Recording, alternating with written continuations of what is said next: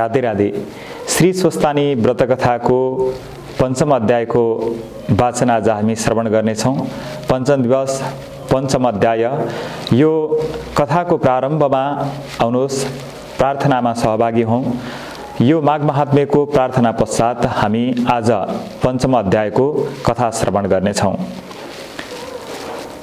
ओम यं ब्रह्मा वरुणेन्द्र रुद्रमरुतास् स्तुन्वन्ति दिव्यैस्तवैर्वेदैः सङ्गपदक्रमोपनिषदैर्गायन्ति यं सामगा ध्यानावस्थित तद्गतेन मनसा पश्यन्ति यं योगिनो यस्यन्तं न विदुसुरासुरगणा देवाय तस्मै नमः। श्रीमच्चन्दनचर्चितो जलवपो शुक्लाम्बरां मल्लिकां मालालङ्कृतकुण्डला प्रविलसन् मुक्तावलीशोभितां सर्वज्ञाननिधानपुस्तकधरा रुद्राक्षमालाधरां वाग्देवी वदनाम्बुजे वसतु मे त्रैलोक्यमाता चिरं। मूकं करोति वाचालं पङ्गुलङ्घयते गिरिं यत्कृपातमहं वन्दे परमानन्दमाधवम्। नमो भगवते तस्मै व्यासायामित तेजसे यस्य प्रसादयक्षामि नारायणी कथामिमाम्। नारायणं नमस्कृत्य नरं चैव नरोत्तमं देवीं सरस्वतीं व्यासं ततो जयमुदीरयेत्।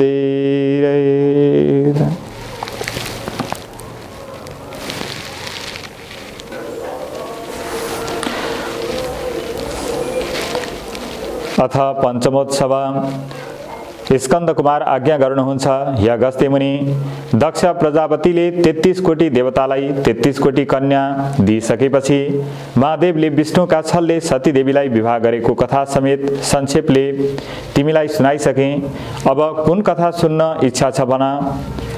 स्वामी कार्तिकेय कुमारको यस्तो स्नेहले भरिएको वचन सुनेर अगस्त्य मुनि भन्नुहुन्छ, हे सदानन्द, तपाईका अमृत रूपी वचन बराबर सुन्न पाउँदा पनि मनमा तृप्त भएन। तसर्थ त्रिपुरासुर दैत्यले कसको तपस्या गरे, के वरदान पाए, पछि कसरी श्री महादेवले के गरी मार्नुभयो त्यो सुन्नको इच्छा छ, आज्ञा होस्। यस्तो अगस्त्य मुनिको आग्रह सुनेर कुमारजी आज्ञा गर्नुहुन्छ, हे अगस्त्य मुनि, अघि विष्णु भगवानले हिरण्याक्ष हिरण्यकश्यपुलाई जब मारेथे तब त्यस दैत्यका राज्यको सिंहासनमा मय नाम गरेको दैत्यलाई राजा तुल्याएर राखे। आफूभन्दा पहिलेका बलवान राजाहरू देवताका पेचमा परेर मरे। मलाई त्यही देवताहरूले त्यसै भुसुना भनेर मार्नेछन्। यस्तो मनमा पिर उठ्यो र के गर्ने भन्ने तर्क पनि गर्न लागे। अब तपस्या नगरी हुँदैन भन्ने मनले निश्चय गरेर तारकाक्ष विद्युत प्रभ भन्ने मन्त्री समेत भएर पुष माघको जाडोमा हिमालय पर्वतमा ज्येष्ठ वैशाखको गर्मीमा मरुभूमिमा पञ्चाग्नि तापेर वर्षाकालमा छाप्रो नभएको खाली भूमिमा बसेर ठुलो कष्ट गरेर 10,000 वर्षसम्म ब्रह्माजीको तपस्या गरे। ती दैत्यहरूका शरीरमा हाड नसा बाहेक केही रहेन। तपको प्रभावले मुखको कान्ति भने खूब चम्किलो भएको थियो। तिनीहरूको घोर तपस्याले ब्रह्माजी प्रसन्न भएर प्रत्यक्ष दर्शन दिएर भन्नुभयो, हे दैत्यराज हो, तिमीहरूको तपस्याले म खुसी भएँ, इच्छा लागेको वर माग। पितामहको यस्तो आज्ञा सुनेर साष्टाङ्ग दण्डवत गरी घुँडाले मात्र ठडिएर हात जोडी शिर निहुराएर भने, हे ब्रह्माजी, हामी कसैका हातबाट कहिले पनि नमरौँ। फेरि हामी महापराक्रमी हौँ। आकाशमा कुबेरको जस्तो 3वटा सुन्दर पुर बनाउनेछौँ। त्यसमा कसैको गमन नहोस्। यस्तो अवदत्तो वरदान मागेको सुनेर ब्रह्माजी आज्ञा गर्नुहुन्छ, हे दानव हो, अमर म पनि छैन, त्यसौँदा त्यो वरदान दिन म असमर्थ छु। त्यसबाहेक अरू मागेको वर म अवश्य दिनेछु। यस्तो पितामहको आज्ञा सुनेर दानवहरू भन्दछन्, हे प्रभु, त्यसो भए हामी 3वटा सहर पृथक पृथक बनाउनेछौँ। 10,000 वर्ष बितेपछि एकपटक ती 3 सहर आधा निमेषभर एकै ठाउँमा जोडिनेछन्। त्यही जोडिएका बेलामा बाणले तिनै सहरलाई नाश पार्न सक्ने पुरुषले मात्र हामीलाई मार्न सक्नेछ। यस्तो सुनि तथास्तु त्यस्तै होस् भन्ने वरदान दिएर ब्रह्माजी आफ्नो सत्यलोक पाल्नुभयो। दैत्यहरू पनि आफ्ना घर फर्के संसारको नाश गर्ने इच्छा लिएर फलाम चाँदी र सुनको 3 पुर सहर बनाए। ती सहर तलबाट हेर्दा सुमेरु पर्वतका 3 टाकुरा झैं देखिन्थे। सहरका झ्याल ढोका बार्दलीहरूमा मणि माणिक्य हीरा मोती पन्ना जडेको थियो। चन्द्रमाको किरण पर्दा सहस्त्र चन्द्र उदय जस्तो भान पर्दथ्यो। चोक आँगनमा मुगा मर्कत संगमरमर घोटेर बिछ्याइएको हुनाले त्यसमा हिँड्नेको रूप ऐनामा जस्तै छर्लङ्ग देखिन्थ्यो। मणि माणिक्य जडेका रङ बिरङ्गले झाड फानुस ठाउँ ठाउँमा राखिएको थियो। ती बलेका बेलामा सूर्य उदय जस्तै भान पर्दथ्यो। झ्यालहरूमा लगाएका पर्दाको झलरमा वायुको मन्द स्पर्शले तिनमा उदाएका मोतीको आपसमा ठक्कर लाग्दा अति सुन्दर ध्वनि उठेर आनन्दित अनुपम सौन्दर्य थियो। एकै नासे हार मिलाएर बनाएका घर, त्यसमा बगैँचाहरूमा 6 ऋतुमा फल्ने फलफुलहरू लटरममा थिए। अनेक जात जातका फल वृक्षहरू, मयूर, मोहन, लाल, डाँफे इत्यादि पंक्षीहरू बास गर्दथे। कोहीले आफ्ना स्वरद्वारा सधैँ वसन्त ऋतुको आगमन जनाउँथ्यो। फूल भ्रमरागण आनन्दपूर्वक झुमिरहेका थिए। संक्षेपमा भनौँ, ती पुर इन्द्रको कानन वन भन्दा पनि राम्रा थिए। लामा कुना परेका नेत्र, सानो कम्बर, ठुलो नितम्ब, उच्च स्तन, गजगामिनी कोइलीको जस्तो बाणी भएका लज्जावती युवती समूह बराबर डुलिरहन्थे। अमरावती भन्दा पनि राम्रो सहरमा ती 3 पुरमा फलामको तारकाख्यको चाँदीको विद्युत प्रभको सुनको दैत्यराजको थियो। तिनै दैत्यपति आफ्ना मन्त्रीहरू लिएर सरसल्लाह गरेर राज्य गर्दथे। अब त्यो सहर नाश गर्ने कोही छैन, हामीहरू अझै छौँ, हामीलाई जित्न कसैले सक्दैन भन्ने ती दैत्यहरूलाई विश्वास थियो। ती घमण्डी दैत्यहरूले देवताका बगैँचामा उत्तम फलफुल लता वृक्ष उखेलेर ल्याए। उनका स्त्री पुत्रीहरू पनि उडाउन लाज मानेनन्। देवताहरूलाई साह्रै कष्ट दिए। आफूहरू त्यहाँ इन्द्रका पुरमा उर्वशी आदि गरिएका अप्सराहरू ल्याएर तिनका साथ रमण गर्दथे। इन्द्र झैं भएर तिनै लोकको आनन्दमा प्राप्त भए। हे अगस्त्य मुनि, देवताहरूले लडाईँ गरे तर केही चलेन। त्रिपुरासुरको नाम सुन्दैमा डराउन लागे। यसरी दैत्यहरूले धेरै कालसम्म दुःख पाए। एक दिन देवताहरूले मतो गरेर सबै ब्रह्माजीका दरबारमा पुगेर प्रणाम गरेर त्रिपुर दैत्यको उत्पात र आफूहरूले पाएको दुःखको वर्णन गर्न लागे। यस्तो सुनेर, हे देवता हो, त्रिपुर दैत्यहरू बलवान छन्, तिमीहरू तिनको नाश गर्न समर्थ छौ, सक्दैनौ। यसकारण हामी सबै महादेव कहाँ जाउँ, शिवले ती दुष्टमती दैत्यलाई अवश्य मारिदिनेछन्। यस्तो वचन सुनेर सबै इन्द्र, चन्द्र, कुबेर, वरुण आदि सम्पूर्ण देवतालाई लिएर ब्रह्माजी कैलाश पर्वतमा गए। महादेवलाई प्रणाम गरेर स्तुति गर्न लागे। हे जगदीश्वर, नन्दीलाई वरदान दिने, भक्तको रक्षा गर्ने, कैलाशनाथ आफ्ना मायामा संसारलाई भुलाइराख्ने, यज्ञका अधिष्ठाता, संसारदेखि फरक रहने, विरक्तहरूले ध्यान गरिने, दिशारूपी वस्त्र धारण गर्ने, दिगम्बर, आनन्दलाई तुच्छ मान्ने, सधैँ आनन्द रहने, भक्तलाई वरदान दिने यस्ता हजुरलाई कोटि कोटि नमस्कार छ। सूर्य चन्द्रादि देवता सृष्टि गरी जगत जमाउने, फेरि सम्पूर्ण सृष्टि आफैमा लय गराउने हे महादेव, हजुरलाई कोटि कोटि नमस्कार छ। मोहिनी देखेर लखेट्ने, भस्मासुर देखेर भाग्ने, सूक्ष्म सूक्ष्म स्थूलमा पनि स्थूल जगतको सृष्टि पालन संहार गर्ने यस्ता हजुरलाई कोटि कोटि नमस्कार छ। भूत प्रेत प्रमथगण साथ लिएर श्मशानमा बस्ने, गणेश र कुमारका पिता, पार्वतीका भर्ता, भक्त जन्मा हृदयमा भएका अज्ञान नाश गरेर ज्ञानको उदय गराउने यस्ता हजुरलाई बारम्बार कोटि कोटि नमस्कार छ। यस्तै अनेक स्तुति गरेको सुनेर शिवजी प्रसन्न भएर देवताहरूतिर हेरेर भन्नुभयो, हे देवता हो, तिमीहरूको स्तुति देखेर म प्रसन्न भएँ, जे इच्छा छ माग, मैले नदिएको कुरा केही छैन। यस्तो वचन सुनेर देवताहरू खुसी भएर बिन्ती गर्दछन्, हे शशिशेखर, त्रिपुरा त्रिपुरासुर दैत्यले हाम्रा अप्सरा बगैँचाका उत्तम फलफुलका बिरुवा, उत्तम रत्न, उच्च श्रवा घोडा, ऐरावत हात्ती, रथ र हाम्रा कन्याहरू समेत लुटेर लगे। धेरैलाई मारिसके, यी हामी बाँचेकाहरूलाई पनि सिद्ध्याउन खोजेका छन्। हामीहरू त्राई त्राई भएर लुकिरहेका छौँ, किनभने तिनीहरूसित सङ्ग्राम गर्न हामी समर्थ छैनौँ। अब हाम्रो जे गर्नाले कल्याण हुन्छ त्यही वरदान बक्सियोस्। देवताहरूको यस्तो वचन सुनेर महादेव भन्नुहुन्छ, हे देवता हो, उसो भए रुद्र तेजको केही अंश तिमीहरूलाई दिन्छु, रुद्र रूप भएर नाश गर। यस्तो आज्ञा सुनेर देवताहरू भन्दछन्, हे भक्तवत्सल, रुद्र तेज धारण गर्न हामी सदैव असमर्थ छौँ। हे शिव, 10,000 वर्ष बितेपछि एक आधा निमेषलाई ती तीन पुर एक ठाउँमा जोडिएर पुनः छुट्टिनेछन्। त्यो जोडिएको बेलामा एक बाणले ती तीनवटै पुरलाई नाश गर्न सक्नाले तिनीहरूलाई मार्न समर्थ हुन्छ। ती पुर छुट्टिएपछि तिनीहरूको नाश हुने छैन भन्ने पितामहको वरदान छ। हे प्रभु, हामी त्यो काम गर्न समर्थ छैनौँ। हामी दुखी भएर शरणमा आएका छौँ, हाम्रो उद्धार गर्नुहोस्। यस्तो कुरा देवताहरूको सुनेर शङ्करले आफ्ना मनमा विचार गरेर भन्नुभयो, हे देवता हो,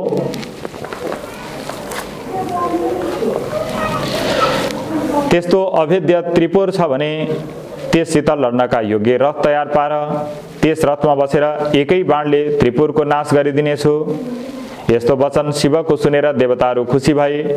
विश्वकर्मालाई लगाएर सम्पूर्ण देवताको अवयवले बनेको रथ तयार भयो। त्यो रथमा दाहिने पाङ्रो सूर्य, देब्रे चन्द्रमा, 12 सूर्य र 27 नक्षत्र पनि पाङ्रोको अवयव भए।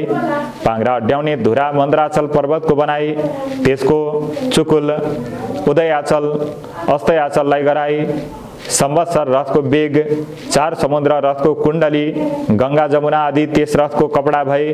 तीर्थहरू सिँगारिएर स्त्री रूप धारण गर्न चमर पंखा हाँक्ने भएर बसे। ब्रह्मा सारथी, ओमकार स्वरूप रथ हाँक्ने कुर्रा भए। माया घोडाको लगाम, 4 वेद रथका 4 घोडा भए। 6 ऋतु रथका दायाँ बायाँ राखिए।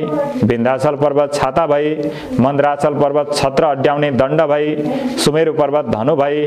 शेषनाग त्यसको ताँदो, सरस्वती दण्ड भइन्। अग्नि बाण भए। भगवान विष्णु बाणको टुप्पो भए।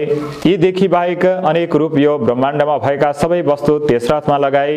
यसरी रथ तयार भएपछि देवताले शिवलाई रथारूढ हुन आह्वान गरे। अनि शङ्करजी पृथ्वीलाई कम्पायमान गर्दै त्यस रथमाथि बस्नुभयो। गणनायक शङ्कुकर्ण, गणेश कुमार, चण्डेश्वर, गणेश्वर, नन्दी, भृङ्गी, ऋटी, तुण्डी, भूत, प्रेत, पिशाच सबै शस्त्र लिएर युद्ध गर्न रथमा अघि पछि शङ्ख, भेरी, मृदङ्ग, गोमुखीहरू बजाउँदै महादेवका उप पुष्प वर्षा गर्न लागे। त्यस बेलाको शिव तेज सहन नसकी देवता मोहमा प्राप्त भए। यस्तो देखेर शिवजीले आफ्नो तेज खिचेर कम गर्नुभयो र देवताहरू किञ्चित सहन गर्न सक्ने भए। देवताहरू युद्ध गर्न उद्यत भएको देखेर नारदजी त्रिपुरवासी दैत्यराज मयका दरबारमा जानुभयो। मयले ऋषिको सत्कार गरी के कामले सवार भयो भनेर सोधे। नारद भन्दछन्, हे दैत्यराज, देवताको स्तुतिले खुसी भएका महादेव तिमीहरूलाई मार्न भनेर आउन लागेका छन्। अब तिमीहरू आफ्नो रक्षा गर्नलाई जे गर्नुपर्छ त्यो गर। नारदजीबाट यस्तो कुरा मयले सुनेपछि विद्युतमाली र तारकाक्षलाई उनले सबै कुरा सुनाए। राजाका कुरा सुनेर तारकाक्ष भन्दछन्, हे राजन, देवता 100 गन्धर्व, किन्नर, नाग आदि सबै मिलेर आए। त्यो त्रिपुर भेदन गर्न सक्ने छैनन्। यो अवेद्य छ। तर राजनीतिका साम दाम दण्ड भेदमा जुन नीतिले आफ्नो राम्रो हुन्छ त्यही योग्य जन लिन्छन्। हामीले पनि आफ्नो कल्याण हुने नीति लिनुपर्छ। मेरो विचारमा भगुवा निर्बल देवताहरूले हामी जस्ता अजय वीर दानवसित आफ्नो स्वार्थ साधन गर्ने इच्छा लिएर डराउन आउँछन् भने त्यसलाई दण्ड दिनै पर्छ। यसमा चिन्ता लिने कुरै छैन। यति भनेको सुनेर विद्युतमाली भन्दछन्, हे राजन, तारकाक्षले भनेको कुरा ठिक हो। बलहीन देवता सङ्ग्राममा टिक्न सक्दैनन्। आफ्नो बलको विचार नगरी लड्न आए नाश हुनेछन्। लड्न कसिए आउँछन् भने लडौँ, सारा देवतालाई जितेर। अघिका दैत्यराज हिरण्याक्ष हिरण्यकशिपुको पदमा पुगेर स्वर्ग, मर्त्य, पाताल तिनै लोकको राज्य गरौँला। 14 भुवनको अधिपति भएर हजुरले राज गर्नु। आफ्ना साक्षी मन्त्रीहरूको कुरा सुनेर दैत्यराज मय भन्दछन्, हे दैत्य हो, तिमीहरूले भनेको कुरा ठिक हो। देवताहरूभन्दा हामी बहुतै बलवान छौँ। देवताले जोर हामीसित चल्न सक्दैनन्, तर अहिले देवता मात्र छैनन्, सृष्टि स्थिति प्रलयकर्ता महादेव स्वयं रथ लिएर आउन लागेका छन्। यस बेला पुरुषार्थले काम चल्दैन। मेरो विचारले त बलवान शत्रु भएका हुनाले मिलाप गर्नु नै उचित छ। हामीहरूले लडाईँ गर्न अघि सर्नु उचित होइन। हामी सबै महादेवजीको शरण परौँ। महादेवसित मोड भएर लडाईँ गर्न गयौँ भने हामी अवश्य पनि क्षयमा प्राप्त हुनेछौँ, किनभने ब्रह्मादि देवता पनि जसको शरणमा जान्छन् त्यस्ता महादेवसित लडाईँ गर्न अघि सर्नु मृत्युलाई निम्ता दिनु जस्तै हो। मएको कुरा सुनेर नारदजी भन्नुहुन्छ, हे राजन, तिमीले भनेको बहुत ठिक हो, तर तिमीले आफ्नो तपस्याको फल भोग गरिसक्यौ। अब तिम्रो पुण्य सकियो। सुरवीरदेखि महादेव प्रसन्न हुन्छन्, कायरदेखि कहिले प्रसन्न हुँदैनन्। यत्रो यश आर्जन गरेका वीर भएर कायर झैँ शरण पर्न जानु के उचित हो? हेर, महादेवका हातबाट मारियो भने उनका प्रमुख गण भएर बस्नेछौ। रणमा जित्यो भने तिनै लोकको राज्य प्राप्त गर्नेछौ। नामर्द भएर शरण परे पनि देवताको कमारो भएर बस्नु पर्नेछ। दानव जातिका भएर पनि तिमीहरू युद्ध गर्न डराउँछौ। अब तिमीहरू शरण परे पनि देवताको रक्षाको निमित्त नमारी छाड्ने छैनन्। यस्तो नारदको कुरा सुनेर तारकाक्ष भन्दछन्, हे राजन, नारदजीबाट आज्ञा भएको कुरा नीतिसङ्गत छ, लडाईँ गर्नै पर्छ। यही कुराको विद्युतमालीले पनि समर्थन गर्यो। मय भन्दछन्, ठिक हो, नारदजीले भनेको लड्न वीरले लड्नै पर्छ, लड्न वीरले लड्नै पर्छ भनेर उत्तर दिए। मनमा भने आयुष्यहीन भएको यस्तै उल्टो बुद्धि हुने रहेछ भन्ने विचार लिएर सैन्य तयार गर्ने आज्ञा दिए। यता लडाईँ गर्ने कुरा निश्चय भएपछि दैत्यराजसित बिदा लिएर नारद गए। देवताहरूसित मयका दरबारमा भएको कुरा सबै भने। दैत्यहरू पनि युद्ध गर्ने इच्छा बढी अनेक तरहका शस्त्र अस्त्रले सुसज्जित भएर व्यूह बनाएर तयार भए। तारकाक्ष, बल, बाणासुर, बुद्धिमाली आदि प्रमुख दैत्यराजहरू पनि युद्धको तयारी गरी राजाको अगाडि आएर अनेक तरहका बाजा बजाएर शङ्खनाद गर्दै सिंह गर्जे झैँ गर्जन लागे। दानव सैन्य नै दानवहरूलाई भयानक देखियो, तर रथ आयो। लौ हेर, ऊ रथको ध्वजा। यस्तै कुरा परस्पर गर्न लागे। भय र शोक त्याग गरेर रिसलाई अङ्गाले अनेक शस्त्र अस्त्र लिएर युद्ध गर्ने निश्चय गरी, जस्तै पुतली बत्तीका समीप जान्छ यस्तै गरी काल प्रेरित त्रिपुरवासी दैत्यहरू शिवरथ कहिले आइपुग्छ भनेर उतैतिर आँखा लगाएर हेरिरहे। तर पश्चिम सागरका शिरोभागमा रहेका अनेक तरका ध्वजा पताकाहरूको सुशोभ्यमान सुमेरु पर्वत जस्तै रथ देखिन थाल्यो। नन्दीश्वर, गणेश्वर आदि शिवगणहरूले सिंहनाद गर्न लागे। दानव दैत्य पनि युद्ध गर्नका निमित्त निस्के। चण्डेश्वर पनि देदीप्यमान कुठार बन्चरो हातमा लिएर डरलाग्दो मुख बनाएर शिवगणको अगाडि उभिए। फेरि गणेश देदीप्यमान त्रिशूल समाई शिवतुल्य पराक्रम गर्न इच्छा लिएर आए। गणका अधिपति शङ्कुकर्ण पनि मुसल हातमा लिएर उनको पार्श्व लिएर उभिए। वीरभद्र, नन्दी, भृङ्गी आदि गणहरू पनि हतियार लिएर युद्ध गर्न अग्रसर भए। दैत्यका समूह पनि शिवरथ आएको देखेर युद्ध गर्न अनेक दिव्य सहस्त्र लिएर शस्त्र अस्त्र सहित पुरदेखि बाहिर निस्के। दुवै थरीले क्रोध गर्दै युद्ध गर्न लागे। माधवले त्रिपुर दग्ध भए जस्तै देखेर हाँस्दै युद्ध गर्न आज्ञा दिए। भृङ्गीले 10 बाण छोडी विद्युत प्रभलाई भेदन गरे। राता आँखा पारेर शिलाले ठोक्दा पनि त्यसलाई के गर्न सकेन। तर श्रृङ्गी र रिटीले विद्युत प्रभलाई पृष्ठ केशमा प्रहार गरे, तर त्यसले पनि शूलले पुनः फुङ्कार गरेर भृङ्गी र रिटीलाई प्रहार गर्यो। उसको वेदना सहन नसकी दुवै पलायमान भए। तब त्यस दैत्यले गणनायक गणेशका काँधमा 1000 बाणले हानेर भेद्यो। फेरि 63 र 10 बाण थपेर मर्ममा घाउ बनाई वेदना उत्पन्न गरायो। तर गणेश रिसाएर आफ्नो सुड लामो पारेर त्यसको गर्दनमा बेरेर परक्क निमठेर जसरी मत्ता हात्तीले कमलको फूल तलाउबाट सुडले उखेलेर बाहिर फ्याँक्दछ त्यस्तै प्रकारले विद्युत प्रभको शिर उखेलेर फ्याँके। त्यो शरीरबाट उखेलिएको शिर मानव सरोबारबाट हात्तीले उखेलेर फालेको कमलको फूल झैँ देखियो। त्यो देखेर भृङ्गीले अनेक तरहका गान गरे। तब नेमिनामा र बलनामा नामक दैत्यले क्रोध भएर गणेशलाई अनेक बाणले मर्ममा भेदन गरेर घाउ बनाए। शङ्कुकर्णले बीचमा रोकेर तिनका रथ ध्वजा सारथी घोडा नासेर विरथी गराए। तब ती दैत्यले पनि अर्को रथमा चढेर चण्डेश्वरका मर्ममा बाण हानेर घाउ गराए। तब ती गणेशले क्रोधले राता राता आँखा पारेर भयङ्कर मुसल प्रहार गरेर दुवैलाई यमपुरी पठाइदिए। तह उपरान्त त्रिपुरावासी सबै ठुला दैत्यहरू हुल बाँधेर निस्केर शिवगणमाथि निर्धक्क भएर शस्त्र अस्त्रको प्रहार गर्न लागे।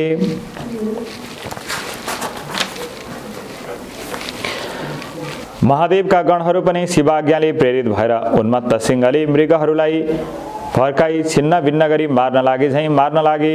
दैत्यहरूमा कसैको शिर छैन, कसैको गिँड छैन। उसै गरी नाशमा प्राप्त हुन लागे। रगतको खोलो बग्यो।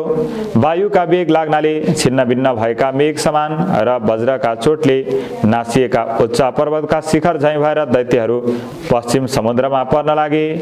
जब नेमिनामा र बलनामा दैत्यहरूलाई शङ्कुकर्णले मारे भन्ने सुनि तारक नामा दैत्य पूर्वबाट निस्केर शिवगणमाथि बाण वृष्टि गर्न लाग्यो। गणनायक शङ्कुकर्णले पनि त्यस महाबली दैत्यका शिरमा मुसल प्रहार गरी सिंहनाद गरे। तब त्यो तारकाक्ष दैत्य पनि केही गिर्लाकी जस्तै भयो। यस्तो बुझेर भाला फेरि त्यसमाथि प्रहार गरे। त्यस चोटले भूमिमा गिरेर पनि रिसले हत्तपत्त उठेर चक्रले प्रहार गर्यो। तब शङ्कुकर्णले पनि मुड्कीले साह्रै ठुलो वेदना हुने गरी बल प्रहार गरे। मुड्की खाएपछि त्यसको वेदना सहन नसकेर भूमिमा पसारियो र हातमा लिएको श्रेष्ठ आयुधलाई त्याग गरेर मृत्युमा प्राप्त भयो। यसरी गिरेको दैत्यलाई दानवहरूले बोकेर मय भवनमा लगेर सारा वृत्तान्त बताएर विलाप गर्दै रुन कराउन लागे। ती दुखी भएर रुन कराउन लागेका दानवहरूलाई सान्त्वना दिन मयले मेरो घरमा अमृत कुण्ड छ, त्यसमा दैत्यहरूलाई चोबेर बचाओ भने। तब ती दैत्यहरू हौस भनेर प्रसन्न भएर दैत्यपति तारकाक्ष विजया मरेका दैत्यहरूलाई पनि बचाइदिएकोमा साह्रै खुसी भएर दैत्य मयलाई शिर नेउराएर प्रणाम गरे। उसै गरी अरू पनि मरेका धेरै दैत्य बचाए। फेरि त्यो तारकाक्ष बडो बेगले संग्राम भूमिमा आयो। त्यसलाई देखेर ब्रह्माजीले आफ्नो देब्रे हातले देखाएर महादेवलाई भन्नुभयो, हे महादेव, यो दैत्य अघि मारिएको थियो, अहिले यो बाँचेर आयो। मयका घरमा अमृत छ, त्यस अमृतले मरेका दानव मयले बचाउँछ। हे शशिशेखर, त्यसका घरमा अमृत रहेसम्म मरेका दैत्यहरूलाई बार बार बचाइरहनेछ। त्यसै कारण अहिले एक बाण प्रहार गरेर अमृत शोषिदिए असल हुने थियो। ब्रह्माको वचन मानेर बाण त्याग गरेर शिवले अमृत शोषण गर्नुभयो। फेरि हडबडाएर ब्रह्माजी भन्नुहुन्छ, हे देवादिदेव, अब यो सर बाण लिनुहोस्। मैले त्रिपुरवासी दैत्यहरूसितको लडाईँ खुब लडेँ।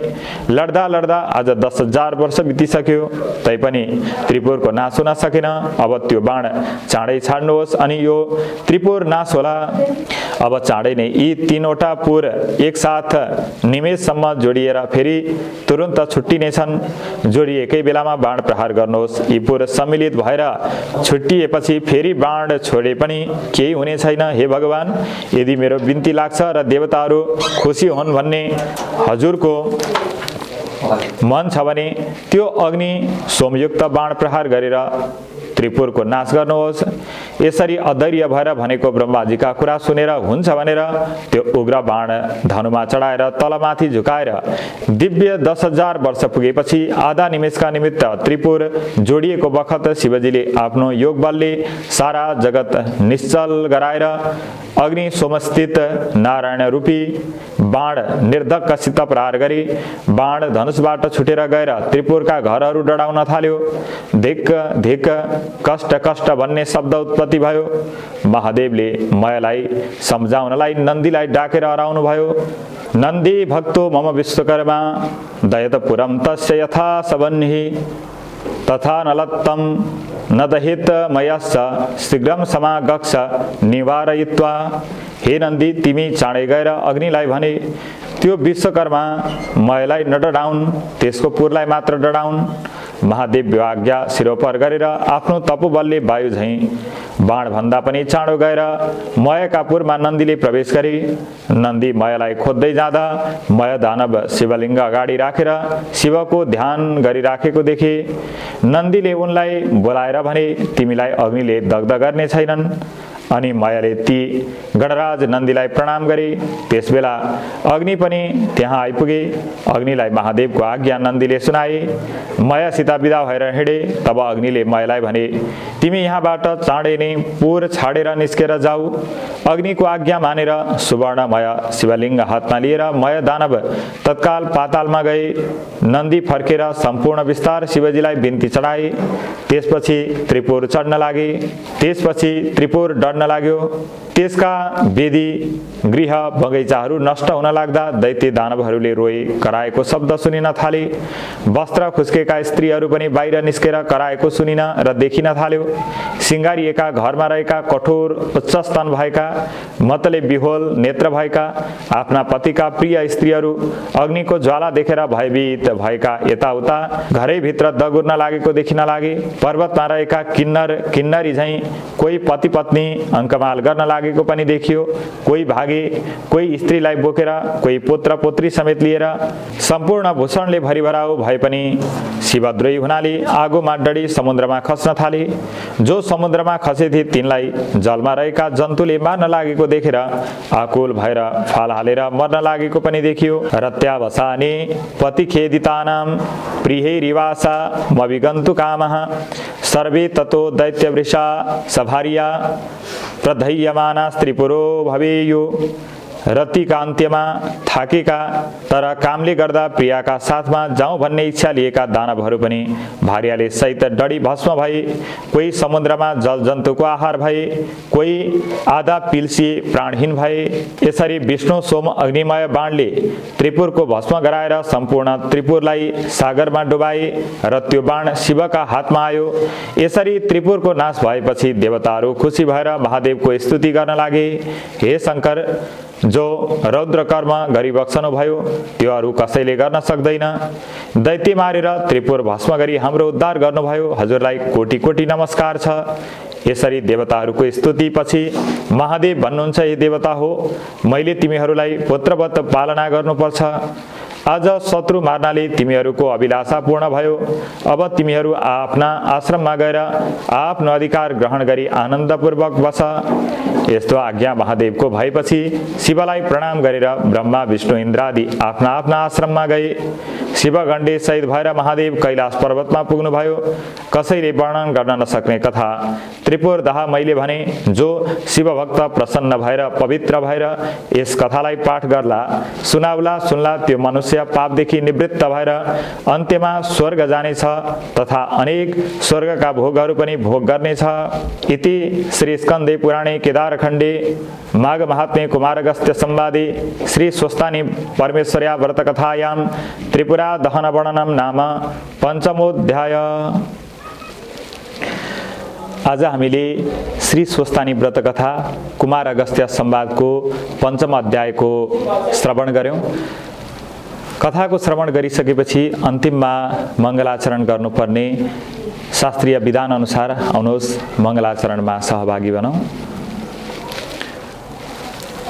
उपनयतु मङ्गलं वा सकल जगन्मङ्गलालय श्रीमान् दिनकर किरण निबोधित नवनलिनदल निवेक्षणाः कृष्णाः काले वर्षतो प्रजन्य पृथिवी सस्यशालिनीं देशोऽयं शोभरणहितो ब्रह्मणा सन्तु निर्भया अपुत्रा पुत्रिणा सन्तो पुत्रिणा सन्तु पौत्रिणा निर्धना सदना सन्तो जीवन्तो शरदां शतं तत्रैव गंगा यमुना च तत्र गोदावरी सिन्धु सरस्वती च तीर्थानि सर्वाणि वसन्ति तत्र यत्राच्युतोदार कथा प्रसंग या कुन्देन्तु तुषारहार धवला या शोभ्रवस्त्रावृता या वीणावरदण्डमण्डितकरा या श्वेत पद्मासना या ब्रह्माच्युत शंकर